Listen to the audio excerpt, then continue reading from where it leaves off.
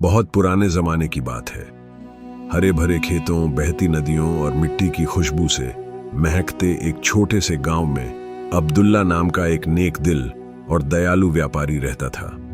अल्लाह ने उसे बहुत दौलत और बरकत दी थी, लेकिन उस दौलत ने कभी उसके दिल में घमंड नहीं आने दिया। उसका एक उसूल था, गांव का कोई भी गरीब या जरूरतमंद उसके दरवाजे से खाली हाथ न जाए। सुबह हो या शाम, अब्दुल्ला के आंगन में मदद मांगने वालों की कतार लगी रहती। कोई बेवा आटा मांगने आती तो कोई यतीम अपनी दवा के लिए गुजारिश करता, और अब्दुल्ला हर किसी की मदद मुस्कुराकर करता। समय बीतता गया और उसकी दरिया दिली की खुशबू गांव की गलियों से निकलकर दूर दराज की बस्तियों तक फैल गई। अब सिर्फ उसके गांव के ही नहीं, बल्कि आसपास के लोग भी उसकी अच्छाई और उदारता के किस्से सुनकर उससे मिलने आने लगे। लोग उसकी मिसाल यूं देने लगे, अंधेरे में एक दिया जो दूसरों के लिए रोशनी बनता है। वक्त गुजरता गया, लेकिन अब्दुल्ला की नरमी और उसकी दरिया दिली में कभी कमी नहीं आई। वो हमेशा कहता था, अल्लाह ने दिया है तो उसे उसके बंदों तक पहुंचाना भी मेरा फर्ज है। लेकिन उसकी पत्नी सलमा को यह सब पसंद नहीं था। एक दिन उसने कहा, अब्दुल्ला, अगर तुम इसी तरह धन बटाते रहोगे तो एक दिन हम भी उन्हीं की तरह भूखे और नंगे हो जाएंगे। कम से कम मदद अपने गांव के लोगों तक ही सीमित रखो। अब्दुल्लाह मुस्कुराते हुए बोला, पत्नी, मुझे डर है कि कयामत के दिन भगवान मुझसे न पूछ लें कि मैंने दूसरों की मदद क्यों नहीं की जब उसने मुझे दिया था। सलमा ने सख्त लहजे में कहा, इस रफ्तार से तो जल्दी ही हम भी जरूरतमंद हो जाएंगे। अब्दुल्लाह चुप हो गया, लेकिन दिल ही दिल में दुआ की, हे भगवान, मुझे भलाई करने की शक्ति दे और जो तूने दिया है वह कभी खत्म ना हो। समय गुजरता गया। अब अब्दुल्लाह पहले से ज्यादा खर्च करने लगा, यहां तक कि एक दिन उसकी जेब खाली हो गई, दुकान बंद करनी पड़ी और घर में भूखमरी होने लगी। एक दिन उसने सोचा कि शायद सलमा सही कह रही थी, अगर मैं इतना खर्च नहीं करता तो यह हाल नहीं होता। लेकिन तुरंत उसने खुद को रोका, भलाई पर कभी पछतावा नहीं करना चाहिए। अगर आज मेरे पास 1 रुपया भी होता तो मैं वह भी किसी गरीब को दे देता। गरीबी आ गई, लेकिन अब्दुल्लाह ने हिम्मत नहीं हारी। उसने बकरियां चराने का काम शुरू किया। सलमा दिन रात व्यंग्य करती रही, देखा, हम भी उन्हीं गरीब लोगों जैसे हो गए जिन पर तुम तरस खाते थे।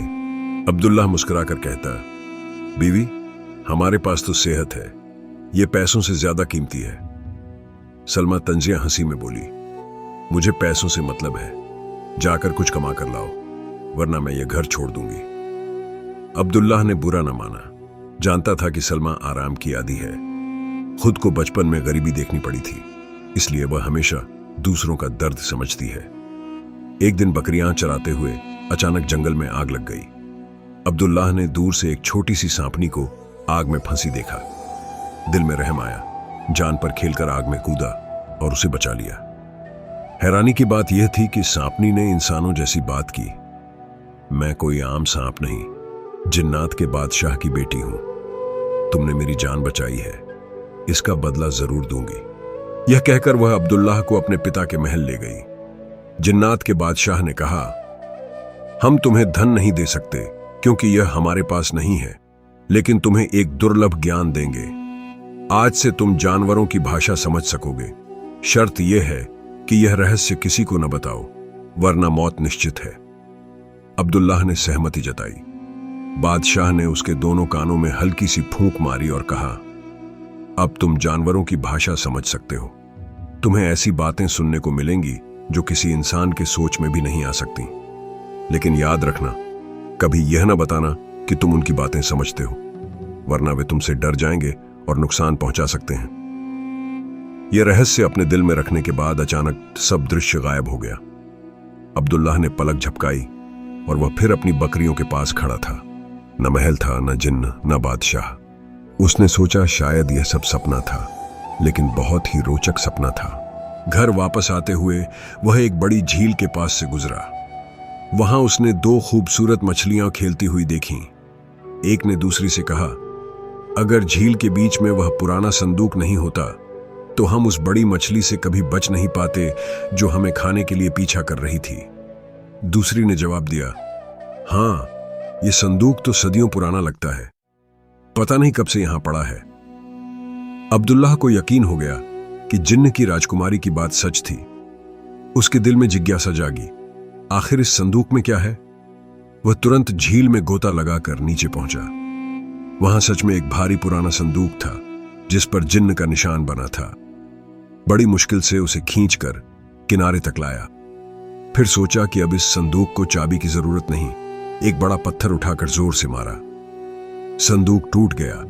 जब ढक्कन खोला तो उसकी आंखें खुली की खुली रह गईं। अंदर लाल जवाहरात और हीरों की चमक थी। अब्दुल्लाह ने उतना ही निकाला जितनी जरूरत थी और बाकी संदूक को जमीन में दफन कर दिया।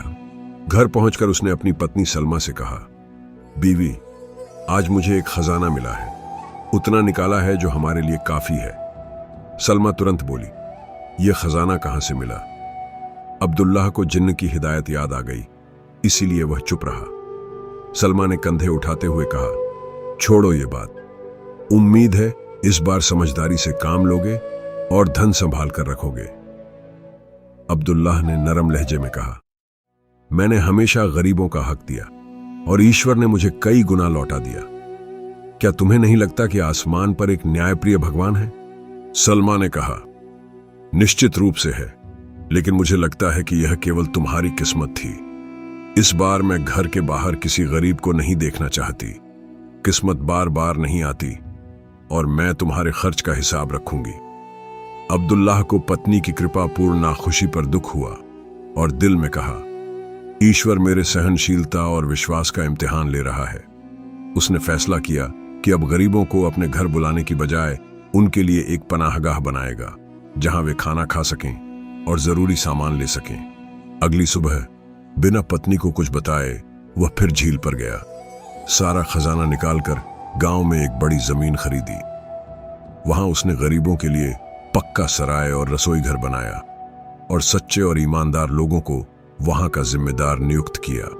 अब सिर्फ गरीब आकर अपना पेट भर नहीं सकते थे, बल्कि बहुत से लोग वहां काम करने लगे। सराय के आसपास खेत आबाद हुए, मजदूरों को रोजगार मिला और कई परिवार खुशहाल हो गए। एक दिन अब्दुल्लाह अपनी पत्नी सलमा के साथ उसके मायके जा रहा था। वे दोनों एक छोटी गाड़ी में बैठे थे जिसे 2 गधों ने खींचा।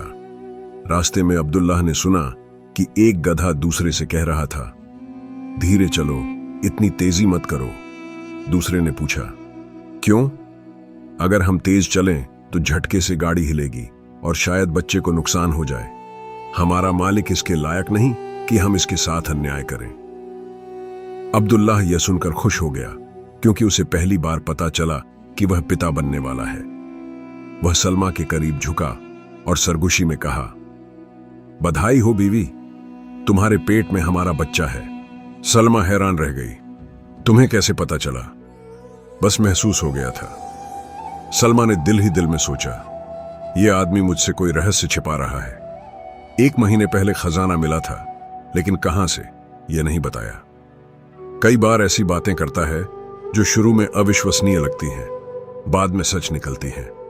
कुछ दिन बाद एक आदमी अब्दुल्लाह के पास आया और कहा, मेरे पास नींबू और संतरे की बड़ी खेप है, लेकिन मेरी बेटी बीमार है, जल्दी लौटना है। तुम यह सारा माल आधी कीमत पर ले लो। अब्दुल्लाह ने खजाने से बचा हुआ सारा पैसा दे दिया। सलमा ने खिड़की से सब देखा और गुस्से में बोली, तुम पागल हो गए हो क्या? अब्दुल्लाह ने संतोष से कहा, रोजी ईश्वर के हाथ में है। बाद में वह अकेला बैठकर सोचने लगा, शायद सलमा की बात सही थी, लेकिन मैंने यह काम उस आदमी की मजबूरी देखकर ही किया। इस दौरान 2 चिड़ियाओं खिड़की पर आ बैठीं। एक ने दूसरी से कहा, कल हमें यह जगह छोड़नी होगी, मौसम बहुत ठंडा होने वाला है। सलमा हंसी और तंज करती रही। अब्दुल्लाह मुस्कुराकर कहता, बीवी, बेहतर है तुम ठंड की तैयारी कर लो। कुछ दिन बाद वास्तव में ठंड सामान्य से पहले और बहुत कड़ी आ गई। सर्दी, खांसी और बुखार फैल गया। हकीमों और डॉक्टरों ने लोगों को नींबू और संतरे खाने की सलाह दी। ताजिरों को खबर मिली कि अब्दुल्लाह के पास बड़ी खेप मौजूद है, तो सब सोने और चांदी के संदूक लेकर उसके दरवाजे पर आ गए। अब्दुल्लाह ने सलमा से कहा, सुभान अल्लाह, कल तक यहां गरीबों की कतार थी, आज अमीरों का हुजूम है। उसने बारी बारी सबको माल बेच दिया। शाम तक घर सोने और चांदी से भर गया। सलमा खुश थी, लेकिन दिल में संदेह था।